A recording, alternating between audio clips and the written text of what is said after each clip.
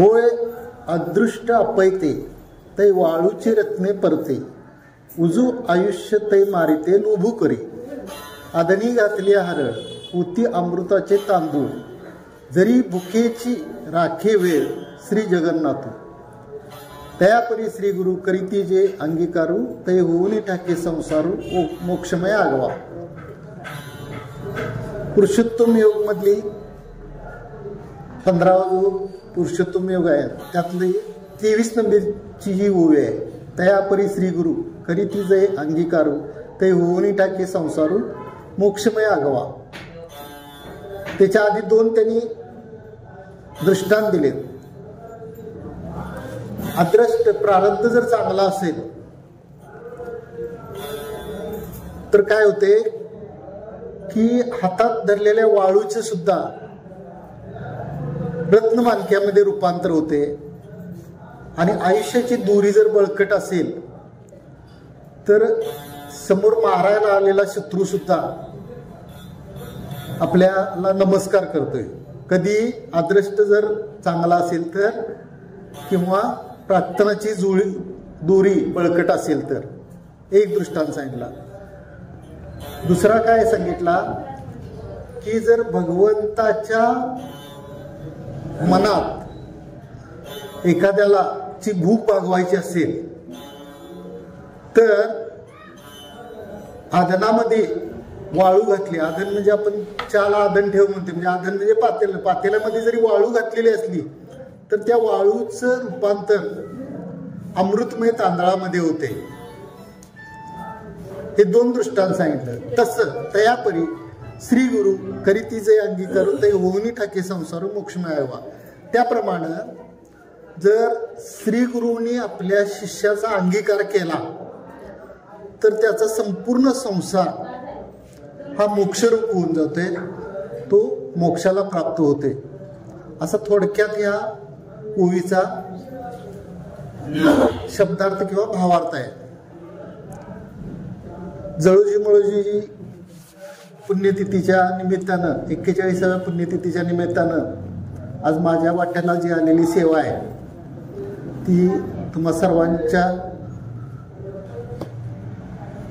प्रभू तुम्ही महेशाच्या मूर्ती तुमच्या साक्षीनं आपण काय जे होईल एक अर्धा पाऊण तास सेवा करूया. त्यानंतर आपले कीर्तन सेवा होणार आहे. मुद्दाम मी ही का ओवी घेतली तर जळोजी मळोजी हे जे बंधू आहेत,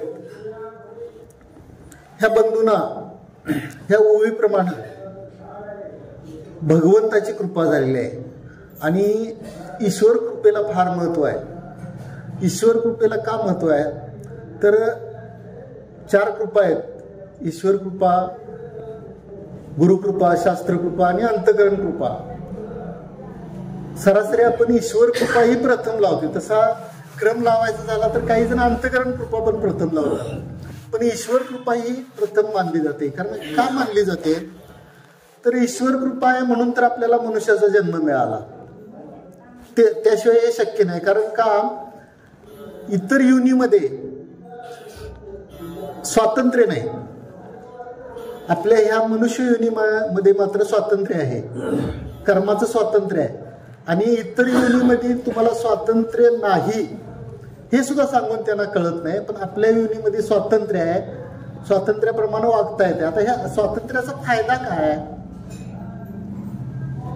कर्माचा स्वातंत्र्याचा फायदा काय तर ही एकमेव अशी योनी आहे, ह्या योनीमध्ये आपण मुक्त होऊ शकतोय. प्रारब्धानं सुख आणि दुःख मिळू शकते.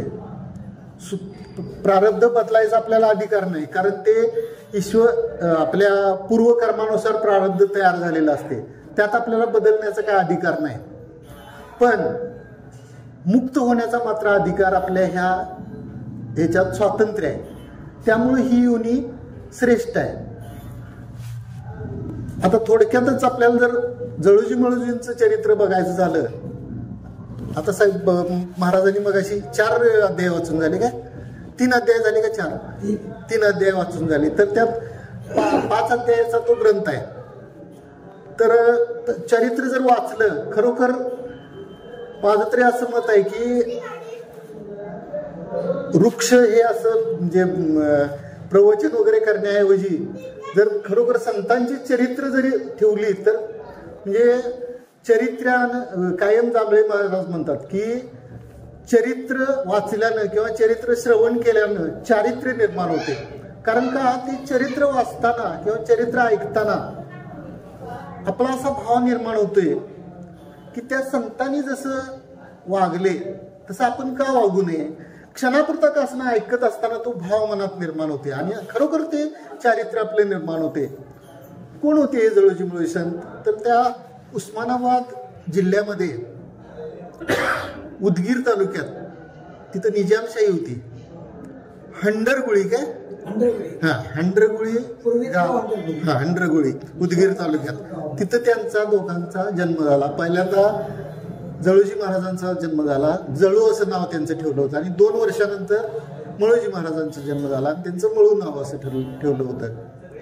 आणि या नावाप्रमाणेच कारण नावातच असं आपल्याला की नाही मऊपणा कारुण्य असं वाटते आणि तसेच ते दोघं होती.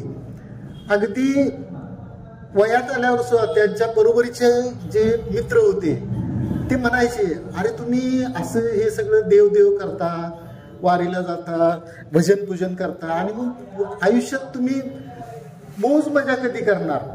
तर ते चेष्टेनंच काय म्हणायचे की बाबा तुमचं आयुष्य मोठं आहे, तुम्हाला भरपूर आयुष्य आहे, आम्हाला आमच्या आयुष्याची काय हे नाही खात्री नाही आणि त्यामुळे मिळालेल्या आयुष्याचं आम्ही सार्थक करून घेतोय.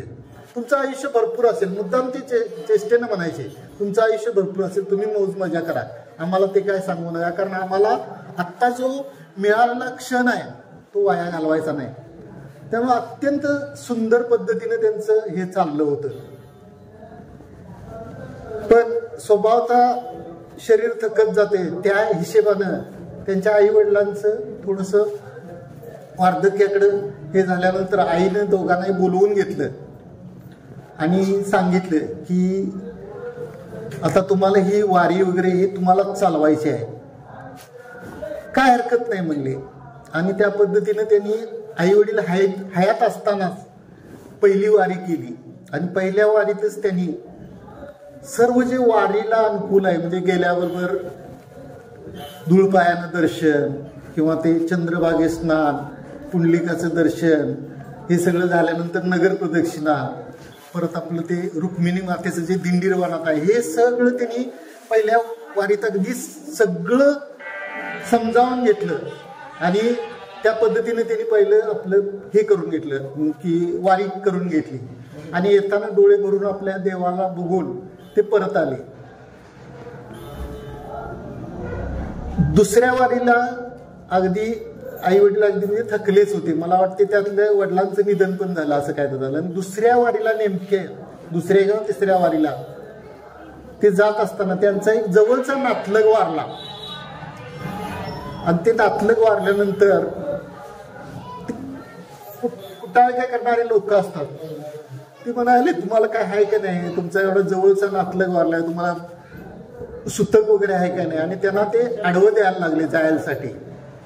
पण त्यांनी आपलं हे सोडलं नाही, हट्ट सोडला नाही. हट्ट म्हणण्यापेक्षा वारी कुणीही चुकवायची नसते, त्याला हट्ट असं म्हणत नाही, तो एक आपला नियम आहे तो, आणि तो नियम त्यांनी मोडला नाही आणि ते वारीला गेले. वारीला गेल्यानंतर ते वारी करून आले, भरपूर त्यांना लोकांनी हे केलं म्हणजे नावं ठेवली. नावं ठेवणारे लोक, चांगलं झालं वाईट होऊ दे, नावं ठेवणारे लोक असतातच. कालांतरानं असं पण झालंय की ते जे हंडरगुळी जे गाव होतं त्या गावाचं त्यांना मुळात ते निजामशाच्या आधिपत्याखाली होतं आणि तिथं रात्रंदिवस यांना काम करायला लागायचं. आणि ते कसं बलुतीदार नेमलेले असायचे आणि कामं कसली की त्या घोड्यांना बांधायला खुंट्या करा कुठं काय, ते कंटाळीत आणि ते गाव सोडून असळप पळसप गावात जाऊन त्यांनी वास्तव्य केलं. तिथं मात्र त्यांना कधी सगळं मनासारखं असं म्हणजे भजन पूजन करायला वेळ आणि त्यांना कामं पण चांगली मिळतात. आणि तिथे एक जो मुख्य तिथला पाटील होता, श्रीमंत पाटील, त्याच्या घराचं बांधकामाचं, ती कथा तुम्हाला सगळ्यांना माहित आहे, तर घराचं बांधकामाचं त्याच्याकडे हे मिळालं, बोलवायला त्यांना घराचं बांधकाम करण्यासाठी त्या पाटलानं सांगितलं. आणि मग त्या गावामध्ये पण कुटाळक्या करणारे लोक होतीच. त्यांनी त्या पाटलांचे कान भरले आणि सांगितलं की आता यांची वारी आली आहे आणि हे वारीला काम टाकून जातील, तुम्ही त्यांना ताकीद द्या वारीला काय जाऊ नका म्हणून, नाहीतर तुमचं काम अर्ध्यातच राहणार. आता पावसाळा चालू होणार आणि घर तर उलगडलेलं आहे. मग ह्यांनी मात्र यांची तगमग सुरू झाली वारीच्या याच्यामुळं आणि गेले पाटलांच्याकडे. ते म्हणले थोडे ॲडव्हान्स आम्हाला द्या आणि आम्ही वारीला जाणार आहे. तर त्यांनी ते आधीच कान भरलेलं असल्यामुळे त्यांनी काही ऐकून घेतलं नाही त्यांचं. आणि नाही म्हणले तुम्हाला हे काम कोण करणार, काय जे ज्या वारीला तुम्हाला निघालाय तो देव तुमचा येऊन काम करणार आहे काय, असं सांगितलं. मग ह्यांना काय ते ह्यांनी रात्रीत बरोबर मध्यान्हीचं 2 वाजता पळ काढला दोघांनी आणि हे त्या दिंडीमध्ये सामील झाले. आणि दिंडीमध्ये सामील झालेली त्या पांडुरंगाच्या कृपेनं ते त्या काकड आरती चालू होते, त्या गाभाऱ्यात कधी गेलं हे सुद्धा त्यांना कळलं नाही. आणि हे गाभाऱ्यात काकड आरतीला उभारले. आणि ज्यावेळी काकड आरतीला उभारले त्यावेळी पांडुरंग परमात्म्याचं त्यांच्याकडे लक्ष गेलं, ह्या दोघांच्याकडे, जवळजी मुळजींच्याकडे. आणि अरे म्हणले ही इकडे दोघं आलेत, खरं आमच्या भक्तांचं तिकडे त्या गावात म्हणजे नाचक्की होणार, काम टाकून गेले, काम चुकार आहेत. आणि मग पांडुरंग परमात्मा प्रत्यक्ष, सगळ्यांना तुम्हाला कथा माहिती आहे, ती जाऊन त्यांनी त्या पाटलांचं काम पूर्ण केलं. आणि हे मात्र तिकडं त्या वारीतच राहिले. वारीत राहिल्यानंतर आता पंचायत अशी पडली, काम तर जवळजवळ पूर्ण केलं होतं. आणि जोपर्यंत हे दोघं तिकडे गावाकडे येत नाहीत तोपर्यंत पांडुरंगाला इकडे येणं शक्य झालं नाही. मग शेवटी रुक्मिणी मातेनं त्यावर तोडगा काढून ह्या दोघांना आठवण करून दिली, जळजी मुळजींना, की तुम्हाला गावाकडे जायला पाहिजे म्हणून. आणि मग ते भानावर आले आणि ते तिकडे गेले. आणि मग तिथे गेल्यानंतर मात्र ते सावध झाले. अरे म्हणले आपण सगळं काम टाकून आलोय, असं झालंय तसं झालंय. दरम्यानचे त्यांनी घरात गेले, घरात जाऊन बघितले तर घरातलं वातावरण पूर्ण बदललेलं होतं. घरात सगळं असं म्हणजे किमती वस्तू येऊन पडलेल्या होत्या आणि घराचं पूर्ण हेच झालं होतं. कशामुळं तर पांडुरंग परमात्म्याला बोलवून येऊन त्या मालकानं तिथल्या की तुम्ही काम छान केलं, पैसे वगैरे जे ठरलेले होते त्याच्या दुप्पट पैसे दिले. आणि त्यामुळे घरातलं सगळं वातावरण, मग हे ज्यावेळी गावात पोचले त्यावेळी ह्यांनी कुणाला काय विचार नाही. म्हणजे काय भानगड, मग ह्यांना वाटलं कदाचित आपण की नाही काम सोडून गेलो म्हणून लोक आपल्यावर नाराज असतील वगैरे. येऊन बघितलं तर घरात सुद्धा ह्यांना कोणी विचारलं नाही. शेवटी जिथं काम चालू होतं त्या ठिकाणी बघितलं तर सुंदर पद्धतीने काम चालू होतं. मग त्यांच्या लक्षात आलं की बाबा हे काम आपला मालक चिडलेला असणार आणि दुसऱ्या कोणाला तरी दिलेलं असणार. म्हणून ते मालकाला भेटले तर मालक त्यांच्याबरोबर काय असं वेगळं बोलला नाही. मग त्यांना काय शंका आली, म्हणजे हे काम कुणी केलं, तर म्हणजे तुम्हीच केलंय. मग त्यांना लक्षात आलं की आपल्यासाठी भगवंत एवढे हे झाले आणि त्यांना त्या गोष्टीचा आनंद होण्याऐवजी दुःख वाटलं की आपल्यामुळे देवाला इतक्या खालच्या थराला यायला लागलं आणि देवाला आपण कष्ट दिले. आणि त्यांनी त्या मालकाला सगळं सांगितलं की आम्ही काहीही काम केलेलं नाही. टवाळक्या करणारी होती ते मात्र काय म्हणत होते की मागच्या वेळी यांचं कोण वारलं त्यावेळी हे थांबले नाहीत आणि आता पैसा मिळतोय म्हणल्यावर मग वारी चुकवली आणि हे करत बसले. असं दोन्हीकडनं बोलणारे लोक असतात. हे म्हणजे आपला असला संसारच आपल्याला नको आणि त्यांनी आपलं घर पूर्ण लुटायला सांगितलं भिकाऱ्यांना वगैरे आणि आपल्या कुटुंबासह ते पंढरपूरच्या दिशेनं त्यांनी कूच केली. परिणाम असा झाला की त्यांच्या पाठोपाठ जे तिथले जे त्या गावातले ज्यांचं घराचं बांधकाम चालू होतं त्यांना पण उतराई झाली आणि त्यांनाही ते बरं वाटलं नाही आणि ते पण ह्यांच्या बरोबर आले. म्हणजे आमच्या घरात येऊन देव राबले मी इथं थांबून काय करू. त्यांना अतिशय वाईट वाटलं. ते पण त्यांच्याबरोबर तिथून गेले. तिथं दर्शन वगैरे त्यांनी घेतलं. मग ह्या दोघांनी जळोजी मळोजींनी मात्र त्यांना काही समजावून सांगितलं की आम्ही काय असंच आहे, संत लोक आम्ही अशीच असते, पण तुम्ही संसारिक आहेसा आणि विधियुक्त संसार करा, चांगला संसार करा. बराच उपदेश केला त्यांना की संसारात सुद्धा आपल्याला परमार्थ करता येतो. तो सगळा उपदेश केला. आणि तुम्ही थांबू नका म्हणले, इकडे जावा आणि कधी काय अडचण येईल, पारमार्थिक असू दे संसारिक असू दे, त्यावेळी आम्ही तुम्हाला इकडे पंढरपूरला या, आम्ही तुम्हाला दोघं मार्गदर्शन करू. आणि त्यांना मग विनंती करून तिकडे पाठवून दिलं. आणि इकडे पंढरपुरात त्यांनी पांडुरंगाच्या मंदिरा शेजारी झोपडी बांधून आपलं वास्तव्य केलं. तिथं दिवसभर आपले हे सुतारकीचं काम करत होते.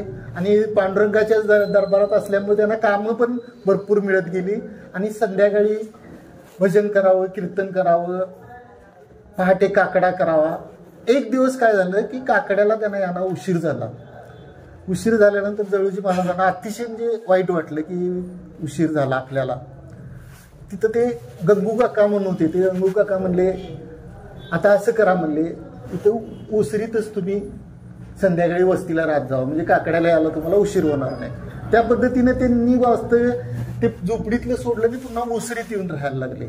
असं करत करत त्यांचं जे पारमार्थिक जी दिनचर्या होती ती क्षणाक्षणानं वाढतच गेली, अगदी अत्युच्च ह्याला पोचत गेली.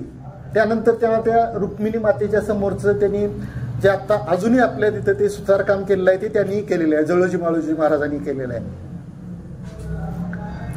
ह्याच्यापेक्षा सगळ्यात अत्युच्च प्रसंग त्यांच्या म्हणजे ह्या ह्याच्यातला कुठला तर वास्कर महाराज म्हणून पंढरपुरात होते. आणि ते वास्कर महाराज एकदा कीर्तनात म्हणले की तुम्ही आपलं पंढरपूर पंढरपूर पंढरपूर करत बसता, पण ज्या पांडुरंगाला लोकांच्या समोर आणलं तो आमचा ज्ञानोबा माऊली आळंदीत आहे. आणि आळंदीत ज्यानं अजूनपर्यंत गेलेलं नाही किंवा आळंदीची वारी केलेली नाही किंवा त्या माऊलींच्या समाधीचं दर्शन घेतलेलं नाही, त्याला पंढरपुरात राहून सुद्धा काही उपयोग नाही, अशी त्यांनी बरीच वारकऱ्यांची निर्बसना केली.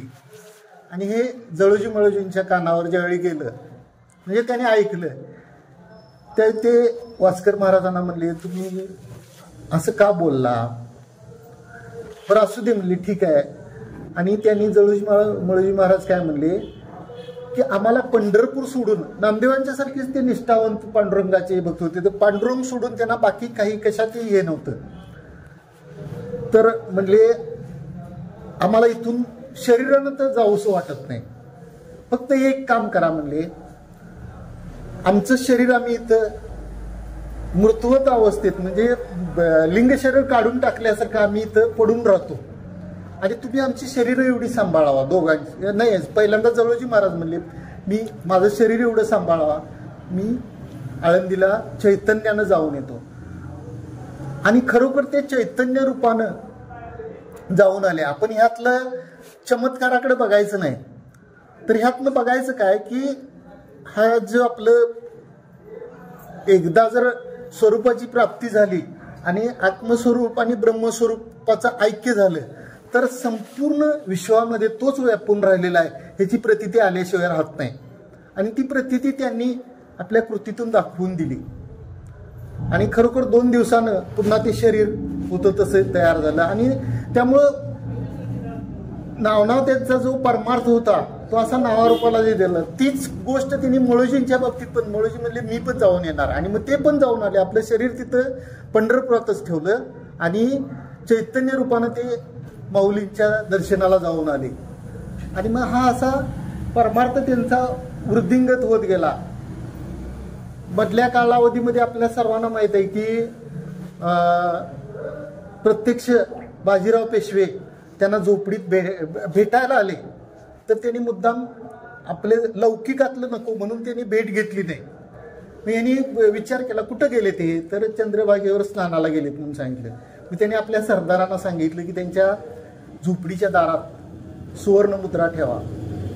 मग हे आंघोळ करून आले आणि तिथं दडून बसून तो सरदार बघायला लागला, काय करतात बघूया, तर परीक्षा घेऊया थोडक्यात म्हणले. आले दोघं जवळजी महाराज म्हणले आज कसला तरी घाण वास यायला लागलाय आपल्याला झोपडीच्या दारात. मग मळोजी म्हणले हाच की, हेच आपली घाण कुणी केल्या दारात आपल्या. मग त्याने अक्षरशः ते आपण जसे कुत्र्या मांजराची घाण उचलतोय तशा पद्धतीने त्यांनी खापरानं ती घाणच उचलून बाहेर टाकली. आणि मग त्यावेळी प्रत्यक्ष बाजीराव पेशव्याने त्यांच्या पायावर मस्तक ठेवलं. आणि बाजीराव पेशवे पण शेवटी आपल्या म्हणजे हिंदू धर्माचे संस्कार, आपल्या वारकरी संस्कार असल्यामुळे ते म्हणले आम्हाला ह्या घाणीत राहायची सवय झाली आहे, पण तुमच्या ह्या बोधानं आम्ही पण ह्यातनं हळूहळू कमी होऊ. आणि त्यांनी नमस्कार केला. त्या दिवशी त्यांचं कीर्तन वगैरे ऐकलं दोघांचं आणि बाजीराव पेशवे निघून गेले. त्या दोघांना मग लक्षात आलं की आता ह्या लौकिकात राहण्यात काय अर्थ नाही. जसं तुकाराम महाराजांचा लौकिक जसा वाढायला लागला तसं त्यांनी सदैव वैकुंठाला निघून गेलं. तसं यांनी जवळजी महाराज अगदी म्हणजे वेड्यासारखं वागायला लागले. वेड्यासारखं म्हणजे कसं की त्यांना काही अशा आठवणी येतील, त्या लोकांच्या आठवणी काढायच्या. मध्ये एकदा मधल्या काळात त्यांना असंच त्यांनी संपूर्ण हे सोडून दिलं खाणं पिणं आणि माधुकरी मागायची. आणि ती माधुकरी म्हणजे किती, एक भाकरी असायची, ती भाकरी पाण्यात बुडवायची, त्याचे 4 तुकडे करायचे. एक तुकडा चंद्रभागेला अर्पण करायचा, एक कुत्र्याला द्यायचा, एक गाईला द्यायचा आणि राहिलेला 4था आपल्याला खायचा. त्याचं शास्त्राच्या दृष्टीनं असं पण आहे की त्यांनी त्यातून 4 पुरुषार्थ आपले साधले. धर्म अर्थ काम मोक्ष. धर्म कसा साधला की धर्मानं आपण सर्व भूतामध्ये माझ्यासारखाच आत्मा आहे. अर्थ पण साधला. अर्थ म्हणजे कसा साधला की मागून कधी खाल्लं की त्याच्या मागं आपल्याला हे राहत नाही. आता जे भिक्षा मागून आळंदीत वगैरे जे माधुकरी मागून खातात त्यामुळं अहंकार राहत नाही. आणि जर पदरचं खाल्लं तर म्हणजे थोडाफार का असता अहंकार निर्माण. तो अर्थ सांगायला धर्म अर्थ काम साधला आणि मोक्ष पण साधला. असं ते म्हणजे त्या प्रत्येक गोष्टी मागं त्यांचं तत्वज्ञान होतं. त्या माधुकरी मागत असताना पण एकदा त्यांना असं झालं की एके ठिकाणी चांगली खीर खायला मिळाली आणि ती खीर खाल्ल्यानंतर एवढे ते वैराग्यवान असून सुद्धा त्यांना खीर पुन्हा खावावीशी आठवण झाली. आणि पुन्हा त्या अक्काकडे गेलेली म्हणजे अक्का मला आणि वाटीभर खीर पाहिजे. तिला आनंद झाला की आपल्याकडे संत एवढं नाव असतात आपल्या पदार्थाला म्हणून. आणि त्यांनी ती खीर खाली आणि बाजूला गेले आणि पूर्णपणे अशी नरड्यात बोटं घालून वमन केलं, म्हणजे उलटी केली. आणि उलटी करून त्यांनी प्रायचित्त म्हणून 2-3 वेळा उलटी करून पुन्हाच ती प्राशन केली आणि जिभेला सांगितलं अरे आता परत मागशील. म्हणजे एवढं त्यांचं हे होतं. तर त्या उत्तरार्धात कीर्तन प्रवचन करताना एकटंच कीर्तन प्रवचन करायचे आणि त्यात त्याने ते असं भगवंताचं मोठ्या मोठ्यानं नाव घ्यायचं. हे आपले गुरुच्या ठिकाणी असणारे गंगू काका, परत त्या ज्या गोजाका होती म्हणजे जी खीर दिली होती त्यांची आठवण वगैरे काढायची. आणि मग भगवंताला पण लक्षात आलं की बाबा आता हा आपल्याकडे काय मागतोय. आणि मग खरोखर त्यांनी सगुण रूपात आपल्याला पूर्ण दर्शन दिलं आणि त्या ठिकाणी त्यांनी आपला देह ठेवला. पाठोपाठ ह्यांना मळोजी महाराजांना अत्यंत हे झालं. सगळ्यांनी त्यांना म्हणजे की नाही सांत्वन करायचा प्रयत्न केला पण नाही म्हणले. आम्ही की नाही एक अमृताचं भांड आहे आणि एक त्यातला अमृत आहे म्हणले. अमृत निघून गेल्यानंतर भांड्याचं काय काम आहे. त्याने ऐकलं नाही आणि तिथं पण त्यांनी आपला देह सोडून ठेवला. मुद्दाम मी जी ओवी घेतली ती ओवी हे पूर्णपणे त्या ह्यांना लागू होणारे आहे. काय म्हणले,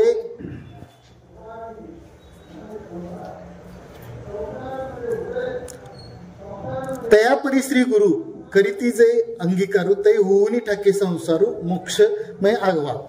आणि त्याच्या वरच्या 2 ओव्या काय आहेत की होय अदृष्ट आपयते तै वाळूचे रत्ने परते उजो आयुष्य तै मारिते लुबू करी आदनी घातले हरळ हुते अमृताचे तांदूळ जरी बुकेची राखी वेळ श्री जगन्नाथो. आता ह्या ठिकाणी गुरु म्हणजे माझ्या विठोबाचा कैसा प्रेमभाव आपणच देव होय गुरु. कारण पहिल्या 2 ओव्यांचा अर्थ काय आहे की जर अदृष्ट बलवत्तर असेल तर हातात घेतलेल्या वाळूचे रत्नमानकं होतात आणि प्राक्तनाची दोरी बळकट असेल तर मारायला आलेला माणूस सुद्धा त्याच्यावर लोभ करतोय, त्याला नमस्कार करतोय. हे पहिल्या ओवीचा अर्थ आहे. आणि दुसऱ्या ओवीचा अर्थ आहे आधनी घातल्या हरळा. आधनी म्हणजे चहाला आधण टाक आपण म्हणत नाही, म्हणजे आधण म्हणजे भांड. भांड्यात जरी वाळू किंवा दगडगोटे असतील तर त्याचं रूपांतर अमृतमय असं तांदळात होते. कधी जर देवाच्या मनात असेल की बाबा ह्या भुकेलेल्याला आज अन्न द्यायचं आहे, म्हणजे कुठलीही गोष्ट आपल्या आयुष्यातली म्हणजे भूकच असं नाही, भूक ही एक म्हणजे एक उदाहरण दिले तर त्या देवाच्या मनात जर असेल तर त्या अन्नातल्या वाळूचं तांदळामध्ये रूपांतर होते आणि अमृतमय अशा तांदळामध्ये रूपांतर होते. तसं जर गुरुने शिष्याचा अंगीकार केला तर त्याचा संपूर्ण जो संसार असतोय हा मोक्षरूप संसार होते. मग मी हे संपूर्ण जळोजी मळोजींचं चरित्र ह्या ओवीला बरोबर अनुषंगानं बसते, कारण त्यांच्या आयुष्यात पूर्ण जे हे आहे ते ह्या 2-3 ओवीच्या रूपानं पूर्ण त्यांचं आयुष्य गेलेलं आहे. आता आपल्याला सर्वांना एक वाटतंय की आम्हाला ही गुरुची प्राप्ती, चांगल्या गुरुची प्राप्ती व्हावी. हे ऐकल्यानंतर असं वाटते की जळोजी मळोजीच्या सारखं आपल्याला पण गुरुची प्राप्ती व्हावी, आपल्यावर पण गुरुने अंगीकार करावा. आता कसं आहे, पहिल्यांदा अगदी मी बोलून गेलो की आपल्याला स्वातंत्र्य आहे. कसलं स्वातंत्र्य आहे? इतर योनीमध्ये स्वातंत्र्य नाही, पण आपल्याला कर्माचं स्वातंत्र्य आहे. कर्माचं स्वातंत्र्य आहे. 3 आपल्या पुढं पर्याय असतात. एक, पाप करा, नरकाला जावा. आता नरक कुणी बघितला आहे? पाप करायचं स्वातंत्र्य आहे, कुणी कुणाला विचारत नाही. एक साधं उदाहरण सांगतो. म्हणजे आता परवा आपल्या ह्या मोठ्या महाराजांच्या कीर्तनातच घडलेलं, त्या महाराजांच्याच तोंडातलं आहे ते. महाराजांचं पूर्णपणे कीर्तन झालं आणि कीर्तनात बघा, तुम्हाला अनुभव आलाय का नाही बघा, आदरून कधी एखादा दारुडा कधी येऊन कधी काहीतरी कॉमेंट करत असते, काय नाही झालं तरी कधी असं अंगविक्षेप तरी करत असते. सगळं कीर्तन झाल्यानंतर तो आला आणि असा लांबच हात केला आणि मला महाराजांनी मला एक प्रश्न विचारायचा. तर तो शहाणा होता, सगळं कीर्तन झाल्यावर. मग तो चोपदार जरा असा दणकट होता, त्याला हाकून थांब म्हणजे महाराज म्हणजे थांब म्हणजे काय विचारायचंय, काय बघूया तरी काय विचारतोय. त्याला बोलवून घेतला जवळ आणि म्हणजे काय विचारायचं ते विचार म्हणजे. तर म्हणले महाराज तुम्ही पुराण वगैरे वाचताय ना? तो वाचतोय की म्हणले. तुम्हाला अगस्ती ऋषी माहीत आहेत काय म्हणले? तर माहीत आहेत. मग अगस्ती ऋषींनी काय केलं सांगा. तर महाराज म्हणले की नाही तूच सांग काय केलं ते. तर म्हणले अगस्ती ऋषींनी एका चुळीत किंवा एका ओंजळीत संपूर्ण सागर प्राशन केला. मी म्हणले बरोबर आहे की? बरोबर आहे. मी म्हणले एका चुळीत एका ओंजळीत म्हणले की 9 सागर प्राशन केला आहे. कोण भारी सांगा. सांगायचा मुद्दा काय, इथं काही विनोद करायचा नाही, पण आपल्या आजूबाजूला अशी माणसं असतात की पाप करतात आणि ते पटवून देतात की ते पाप नाही आहे का नाही. आणि अशी माणसं 40% स्वातंत्र्य आहे. मला काय सांगायचं की पाप करायचं स्वातंत्र्य आहे. कुणी विचारणार नाही तू का पाप केलंस, माझं मी बघून घेतो ते म्हणते. पुण्य करायचं पण स्वातंत्र्य आहे. पुण्य करू शकतोय माणूस आणि पुण्य करावं का. मौलींच्या ओव्या आहेत, जलाशय बांधावे, धर्मशाळा बांधाव्या. पुण्य किती करावं त्याला, आणि पुण्य काय म्हणजे की नाही करावंच पुण्य, कारण तो सात्विक आहे. ते सात्विक नाही करत. सात्विक कधी होते ते पुण्य जर म्हणजे ते कर्म करत असताना कृष्णार्पण वस्तू केलं तर ते सात्विक होते, नाही तर ते राजस कर्म होते, त्या काहीतरी उद्देशाने केलेले होते. सांगायचा उद्देश काय, स्वातंत्र्य आहे पुण्य करण्याचं, पाप करण्याचं स्वातंत्र्य आहे. पण तिसरा जो घटक आहे की आपला जन्म आहे तो त्यासाठी नाही आहे. आपण स्वस्वरूपाची प्राप्ती करणे किंवा मोक्ष मिळण्याच्या दृष्टीनं आपण त्याला प्रयत्न करायचे. मग हा मोक्ष ह्यात मात्र मोक्ष मिळण्यासाठी जे आहे ते आपल्याला स्वातंत्र्य आहे मोक्ष मिळण्यासाठी, पण तो मोक्ष मिळवण्यासाठी मात्र सद्गुरूची आवश्यकता असते, कारण सद्गुरूशिवाय तो मोक्ष मिळत नाही. मग सद्गुरू नाही सापडला तर आपण हे करावं, म्हणजे निष्काम कर्म निष्काम उपासना करावी. कारण का निष्काम कर्म निष्काम उपासना, जरी ईश्वर कृपा प्रबळ ईश्वर कृपा जरी असेल तरी निष्काम कर्म किंवा निष्काम उपासना किंवा थोडक्यात नाम घेणे किंवा ध्यान करणे ह्या गोष्टी आहेत. नामानं काय होईल, जसं निष्काम कर्मानं मन नाहीसा होते आणि निष्काम उपासनेनं विक्षेप नाही होते, तसं नामानं मलाचा नाश होते आणि ध्यानानं विक्षेप नाश होते. बरोबर आहे ना. पण हे जरी झालं तरी पुढचं जे आहे म्हणजे आवरण दोष आहे, तो आवरण दोष घालवण्यासाठी मात्र सद्गुरूंची श्रीगुरूंची आवश्यकता आहे. आणि ते श्रीगुरू प्राप्त होण्यासाठी आमचे कावणेकर महाराज सारखं सांगतात की श्रीगुरूंची कृपा आपल्याला व्हावी का त्या कृपेला आपण पात्र व्हावं. तर कृपेला पात्र व्हावं. कृपेला पात्र झालं की श्रीगुरूंची कृपा होतेच. म्हणजे ते सगळे उदाहरण सांगतात की आंबा पिकलेला आहे, पोपटाला आमंत्रण द्यायची काही गरज नाही, आपोआप तिथे पोपट येणार आणि मग कानावचनाच्या भेटीत होऊन जातात. नामाचं पण तसंच आहे. ठाईच बैसून करा एक चित्ता आवडे अनंत आळवावा, रामकृष्ण हरी विठ्ठल केशव मंत्र हा जपावा सर्व काळ.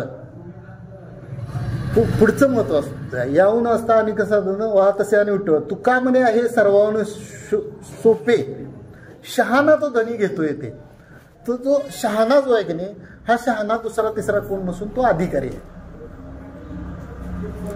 नाहीतर मग सगळ्यांनीच घेतला असता. आणि ते अधिकारी सिद्ध कसा करायचा, तर तो अधिकारी आपल्या आपण ते करायचा आहे, अधिकारपद सिद्ध.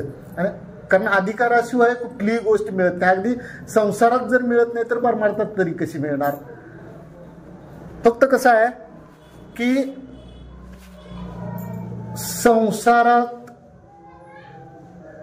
मिळवल्यानंतर, माझं उदाहरण सांगतो, मी 2 वर्षाचा कोर्स केला आणि त्यातलं प्रावीण्य म्हणा किंवा प्रावीण्य असं काय म्हणता येत नाही, ते काम करण्याची पद्धत समजावून घेतली, कळवून घेतली. काय कळवून घेतलं की बाबा आपले जे नाशिवंत पदार्थ आहेत, ते नाशिवंत पदार्थ आहेत तसे ठेवले तर लगेच खराब होतात. आणि ते नाशिवंत पदार्थ जास्त काळ कसे टिकवता येतील ह्याचा एक कोर्स केला. म्हणजे कळवून घेतलं की ते नाशिवंत पदार्थ आपल्याला कसे टिकवून ठेवता येतील. आणि ते कळवून घेतल्यानंतर काय झालं, ते कळवून घेतल्यानंतर 40 वर्ष तेच काम करायला लागलं. म्हणजे संसारात कसं आहे, कळवून घ्यायचं आणि कळवून घेतल्यानंतर करायला लागतंय. पण परमार्थात असं आहे, त्यानंतर मात्र 2 वर्षात कळवून घेतलं पण करायला काहीच लागत नाही. परमार्थात असं आहे, कळवून घ्यायचं पण काय करायला लागत नाही. एकदा कळलं की काहीच करायला लागते. त्याला शास्त्रात कर्तव्य अभाव स्थिती असं म्हणतात. म्हणजे कर्तव्य काय उरतच नाही. मग हे कशानं होईल की तो अधिकार प्राप्त केला पाहिजे. पहिला तरक आपल्या जवळजवळ सरवड्यात किंवा श्रवण करणाऱ्या सगळ्यांना तो पहिला तरक पाठ आहे. कारण का वारंवार आपल्याला ते हे झालेलं आहे, म्हणजे हॅमरिंग झालेलं आहे की पहिल्या तरंगाचं अधिकार. मग अधिकार कसा पाहिजे, तर ते पहिला मलविक्षेप गेला म्हणजे की नाही की निष्काम कर्म निष्काम उपासना होऊन आवरण जाण्याच्या दृष्टीनं प्रयत्न. मग आवरण जाण्याच्या दृष्टीनं प्रयत्न पहिला काय आहे, तर विवेक पाहिजे. विवेक म्हणजे व्याख्येकडे आपण गेलो, व्याख्येनं बघितलं तर आत्मा अविनाशी असून तद्व्यतिरिक्त सर्व विनाशी व चंचल आहे. आणि ह्यातला सगळ्यात महत्वाचा शब्द काय आहे की आपल्याला हे कुठं कळलं तर सत्संगतीनं कळेल. त्यातला सत्संगत ही महत्वाची आहे. आणि आपल्या आता ह्या बैठकीतच ते कळणार आहे, बाहेर जाऊन काय कळणार आहे का ही गोष्ट. म्हणजे थोडक्यात सार काय असार काय, चांगलं काय वाईट काय. आणि आपण त्या मुद्द्यावर काय येतोय की तो फक्त मग चांगलं काय आहे पूर्ण अभ्यास केल्यानंतर लक्षात येईल. एक आत्मा एक एवढंच गोष्ट घेतली तर तेवढीच ही आहे. मग त्या आत्मस्वरूपानं जे मग आत्मा कुठं आहे तर आत आहे, पण मग आतल्या गोष्टीची पूजा करता येत नाही. म्हणून हे सप्ताह करायचा, हे आपण वारी करायची किंवा अन्य जे आपण सकाळी जे नित्य म्हणजे स्नान झाल्यानंतर हे करतोय ते सगळे हरिपाठ म्हणा, काकडा, हे सगळे जे कशासाठी आहे तर आत्मावर आपण लक्ष केंद्रित होण्यासाठी. मग ते विवेक आहे, विवेकाच्या जोडीला काय पाहिजे, वैराग्य पाहिजे. वैराग्याशिवाय विरक्ती वाचून ज्ञानाशी तगणीच नाही. म्हणजे जे ज्ञान आपल्याला होतंय त्या ज्ञान टिकवून धरण्यासाठी वैराग्याची गरज आहे. वैराग म्हणजे थोडक्यात काय की आपल्याला टाकायची सवय झालेली पाहिजे. व्याख्येच्या ह्याच्यात बोलायचं झालं तर अनुकूल गोष्टीच्या भोगाच्या त्यागाच्या इच्छेस नुसता त्याग करून उपयोग नाही, त्याची इच्छा पण आपल्या मनात आली नसली पाहिजे. बाबा पंचपक्वानाचं ताट आहे, आपण ते सारून देऊ पाठीमाग की नाही मला खायचं, पण असं वाटायला नको की आज एकादशी नसती तर मी खाल्ला असतं. म्हणजे ही इच्छा सुद्धा राहता उपयोगी नाही, त्याला वैराग्य म्हणले. आणि विवेकासहित वैराग्य झालं की खऱ्या अर्थानं त्या परमार्थात वृद्धिंगत होतोय. बरं, ह्या दोन गोष्टी नुसत्या असून चालत नाही, ते समाधी षटक पुढे घातलं. त्याच्या पुढं शम, दम, उपरम, श्रद्धा, समाधान, तितिक्षा. सगळ्यांना आपल्याला माहित आहे मनोनिग्रह, मनाला थोडासा आवर घालता आला, इंद्रिय निग्रह. मन जरी भरकटत असलं तरी आपल्या त्या इंद्रियांना आवर घालायची आपल्याकडे ताकद पाहिजे, इंद्रियांना आवरता आलं पाहिजे. शास्त्र वचनावर आपला विश्वास पाहिजे पूर्णपणे. ज्ञानेश्वरीत जे सांगितले गाते, आपली जे हे प्रस्थानत्रयी आहे, संस्कृत प्रस्थानत्रयी इकडे काय आपण जायच नाही, पण जी मराठी प्रस्थानत्रयी आहे किमान, त्यामुळे मराठी प्रस्थानत्रयी जे सांगितले त्याच्यावर अगदी नितांत अत्यंतिक विश्वास असला पाहिजे.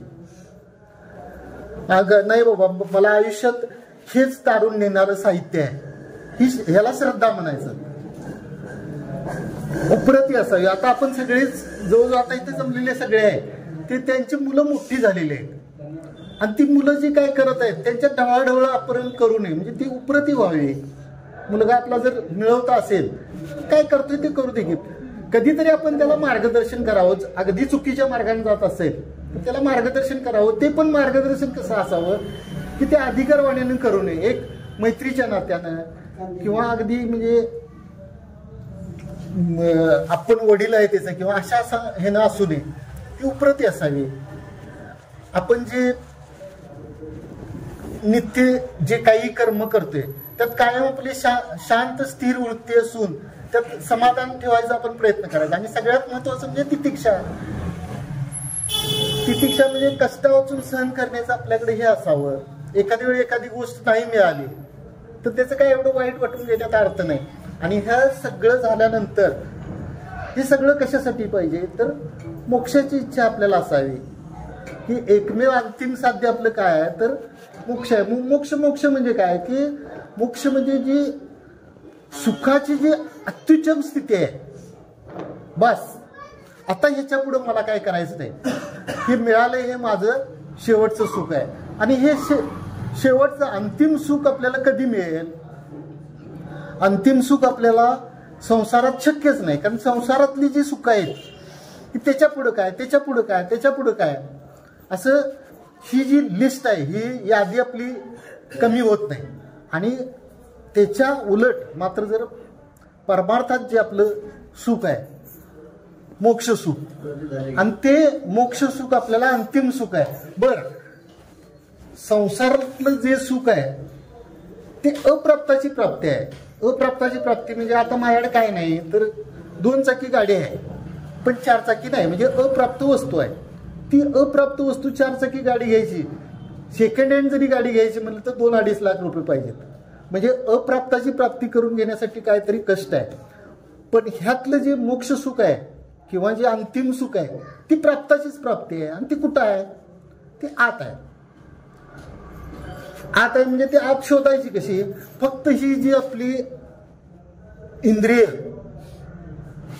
बहिर्मुख आहेत त्यांना अंतर्मुख करायचं. ते अंतर्मुख इंद्रिय केले आणि ते अंतर्मुख इंद्रिय करण्याचं कार्य कोण करतात तर हे गुरु करतात. गुरु नाही भेटले तर जळोजी मळोजींच्या सारखं माझ्या विठोबाचा कैसा प्रेम भाव, आपण जर सतत आणि त्यावेळी ते देव गुरु रूपानंच आपल्याला मदत करतात. त्यावेळी ते देव म्हणून नसतात, ते गुरुच असतात आपले. आणि मग ते गुरु रूपानं आपल्याला करून जातात. आपल्या पहिल्या ज्या ह्याच्यात पहिल्या अध्यायातल्या ज्या मंगलरूप ओव्या आहेत, त्यात मंगलरूप ओव्यामध्ये घातलेलं आहे ना ते की जाणतेनी गुरु भजीजे त्यांनी कृत कार्य होईजे. मग जाणता कुणाला म्हटले, तो जाणता, शहाणा आणि अधिकारी तिघांचं हे एकच ते अधिकार पद आहे. जाणतेनी म्हणजे तो अधिकार पद आहे, किंवा इथला जो शहाणा म्हणायचा तो अधिकारी आहे. तर ते अधिकार पद प्राप्त होत जाणतेनी गुरु भजीजे. गुरु भजणे हा तिथला विषय आहे. आणि फल काय आहे म्हणून जाणतेनी गुरु भजीजे त्यांनी कृतकार्य होईजे. कृतकार्य म्हणजे कृतार्थ. आपण काय कृतार्थ व्हायच्या कधी नादाला लागत नाही. एक आहे की सुख आणि दुःख जरी आपल्या हातात नसलं, सुख आणि दुःख ही मागायची गोष्ट नाही. कारण प्रारब्धाची वाढी धन, प्रारब्धाची वाढी मान आपल्या हातात नाहीच आहे ते. मग काय आपल्या हातात आहे की आपल्या हातात कृत्य व्हायचं, कृतार्थ व्हायचं आपल्या हातात आहे. आणि ते कृतार्थ पण होण्यासाठी देवाकडे ते मागणं केलं तर देव मात्र म्हणू शकतो. देव किंवा गुरु म्हणतात कृतार्थ ते तुला करू शकते. देव पण करू शकतात. आणि संत तर काय, संत कृतार्थ सकळांना कृतार्थ करण्यासाठीच त्यांचा जन्म आहे. कारण त्यांची उपाधीच कधी करुणा ही उपाधी आहे. ते त्यांचं कार्य, त्या कार्यासाठीच ते जन्माला आलेले आहेत की सकल ह्या भक्त लोकांना किंवा आपल्या भक्त असं नाही सगळ्यांनाच उद्धार करण्यासाठी. ते एक थोडासा फरक आहे गुरु आणि संतांमध्ये की गुरु हा आपल्या शिष्याचं कल्याण करते, पण संत मात्र त्याच्या वरची एक पायरी आहे की सगळ्यांना ते कृतार्थ करतात. आणि हे कृतार्थ करवून घेणं हे आपल्या हातात आहे. त्यामुळं स्वातंत्र्य जे आहे आपल्याकडं ते स्वातंत्र्य आहे, ते हे स्वातंत्र्य आहे. कारण हे स्वातंत्र्य दुसऱ्या कुठल्याही युनिट नाही. पशुवत युनिट तर नाहीच आहे, पण जी आपली उच्च योनी आहे म्हणजे जी स्वर्गादी योनी आहे, त्या स्वर्गादी योनीत पण कृतार्थ व्हायचं स्वातंत्र्य नाही आहे. तिथं सगळे भोगच आहेत. फक्त कसे हे खाली नीच भोग आहेत, तिथले भोग आहेत ते उच्च भोग आहेत. आणि महाराजांनी तरी अशी म्हणजे हे ओवी घातले की मग पुण्याची पावटी सरे सवेची इंद्रपणाची उठे येऊ लागती माघारे मृत्यू लोका. इथंपर्यंत ठीक आहे, पण त्याच्या पुढची उभी तर इतकी वेशा भोगी कवडा दारच जे पुणे म्हणजे आता ते उभी पाटण्या. थोडक्यात हे कसं आहे की पैसा संपला की जसं जी अवस्था होती त्या गिराईकाची, ती अवस्था त्या स्वर्गातल्या लोकांची मृत्यू लोकांकडे येत असताना होते. मग हे सगळं जर टाळायचं झालं तर गुरुला बजायला पाहिजे. हे आपलं संत चरित्र जे आहे जळोजी मळोजी, ह्या जळोजी मळोजींच्या किती वेळ आहे अजून 10 मिनिटं आहे. हे जळोजी मळोजींचं चरित्र आहे आणि ह्या चरित्राच्या अनुषंगानंच आपल्याला कृतार्थ होऊन घ्यायचं आहे. आता कृतार्थ कोण कोण झालं बाकी, आता हे आपले बरीच नावं घेतली जातात. उपमन्यू आहे, प्रल्हाद आहे, ध्रुवबाळ आहे. पण हे जे प्रल्हाद, उपमन्यू, ध्रुवबाळ ह्यांनी काय केलं, हे कृतार्थ झाले नाहीत. प्रल्हाद झाला, उपमन्यू, ध्रुवबाळ हे कृतार्थ झाले नाहीत. ह्यांनी काय मागितलं, ध्रुवबाळानं तपश्चर्या केली आणि तपश्चर्या करून काय मागितलं, आढळपद मागितलं.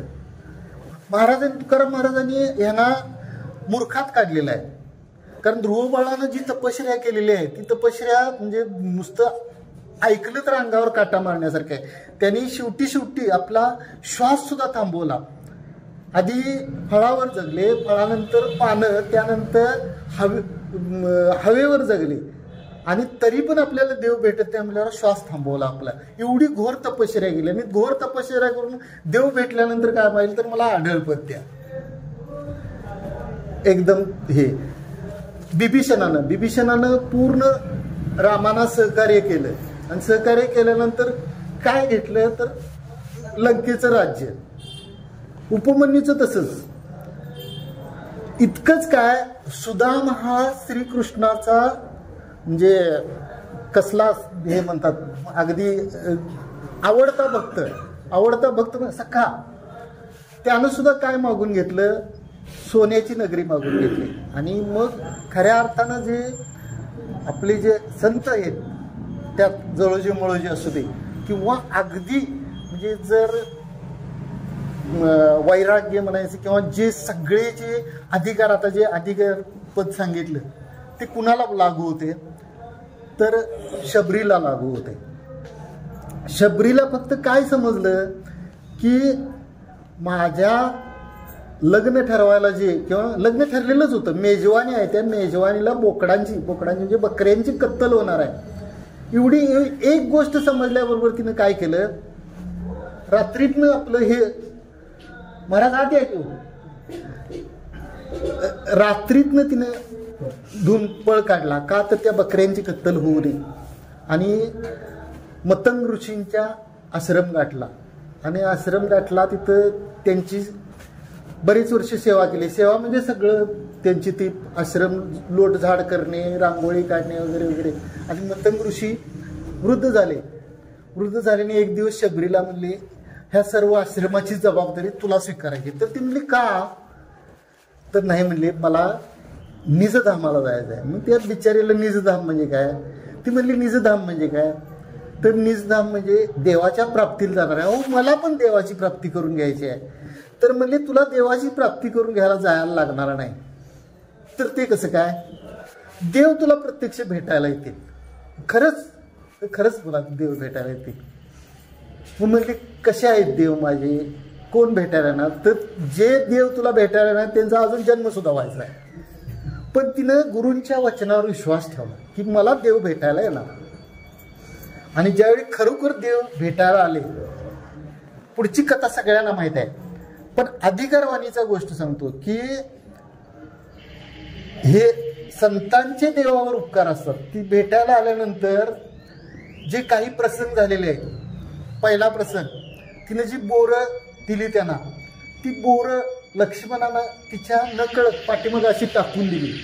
पण त्या बोरांच्या ज्या वनस्पती तयार झाल्या त्या वनस्पतींचं रूपांतर लक्ष्मणाला नंतर जिवंत करण्यामध्ये झालं. ती संजीवनी वनस्पती. म्हणजे केवढी मोठी अधिकारी असेल ती शबरी. एक झालं. त्याच्यानंतर तो एक अभंग आहे, त्यात तर वर्णन असं केलंय की सुदाम्याचं हिचं शबरीची तुलना केल्या. तर सुदाम्या हा ब्राह्मण असून देवाना राजवाड्यात भेटायला गेला आणि शबरी ही नीच कुळातली असून ऐका महिमान बिल्लटीची बोरे खाय बिल्लटीची. त्या अभंगात त्या दोघांची तुलना आहे. हिला प्रत्यक्ष परमात्मा भेटायला आला आणि भेटायला आल्यानंतर मात्र तिला माहित होतं हे सगळं. पण तरी सुद्धा तिने एक प्रश्न विचारला की तुम्ही जे आला इकडं ते सीतामाईच्या शोधात आलाय किंवा रावणाशी म्हणजे हे रावणाने हे केले म्हणजे रावणाशी युद्ध करायला वगैरे आलाय असं तिनं. आणि जर हे काय नसतं तुमचा वनवास वगैरे तर तुम्हाला भेटायला आला असता काय आहे बरं का हे वर्णन. तर म्हणले तुला भेटायला आलो असतो. ती म्हणली ही जी काम आहे ती सट्टरपट्टर आहेत म्हणले. त्या रावणाला मारायसाठी माझा एकटा अंगद पुरेसा आहे आणि ते सीतामाईचा शोध काय माझा हनुमंतराय आहेच. मी निव्वळ तुला भेटायला आलोय. म्हणजे हे जे आहे हे जे खऱ्या अर्थानं जो स्वरूपाची प्राप्ती करून घेतली ते हे संतांच्या मांदियाळीमध्ये ही शबरी बसते. उच्चतम अधिकारी म्हणायचं, उत्तम अधिकारी. ती उत्तम अधिकारी हे शबरीचं उदाहरण आहे. का तर तिने निव्वळ गुरुवचनावर मतंग ऋषींच्या वचनावर विश्वास ठेवला पूर्णपणे की तुला देव भेटायला येणार आहे. आणि किती वर्षे तिने वाट बघितली तर ते असं वर्णन आहे. ती बालपणी 6-7 वर्षाची असताना ती घरातून बाहेर पडलेली, वृद्ध झाली की तिच्या तोंडात दात नव्हते. वर्णन असं करतात की त्या बोरांना सुद्धा तिचं म्हणजे उष्ट हे लागलं होतं असं वर्णन करतात. एवढी ती जखड म्हातारी झाली होती, पण तिनं आपला ते निश्चयाला ढळली नाही. हा जो आहे, हे जे कार्य आहे किंवा हे संतांचं जे हे आहे, ह्या संतांनी कशावर विश्वास ठेवला तर गुरुवचनावर विश्वास ठेवला, शास्त्रवचनावर विश्वास ठेवला. त्या पद्धतीने तुम्हाला पण हे ओवी मी आजच घेतल्यामुळे ओवी मला पाठवत नाही. ओवीचा अर्थ हे झाला पण ओवीच अजून पाठ झाली नाही. तया परी श्री गुरु करीती जय अंगीकारू, तशा पद्धतीने आपल्याला पण श्री गुरुने आपल्या सर्वांचा अंगीकार करून आपल्याला मोक्ष सुखापर्यंत नेऊन पोचवावं असं त्या जळोजी मळोजीच्या चरणावर प्रार्थना करून काय झालेली सेवा जे काय उचित असेल ते आमच्या गुरूंचं, आणि काय समजा उवीला सोडून बाजूला वगैरे गेलो असेल किंवा काय चुकीचं असेल वाणीचा दोष, झालेली सेवा तुमच्या चरणावर ठेवून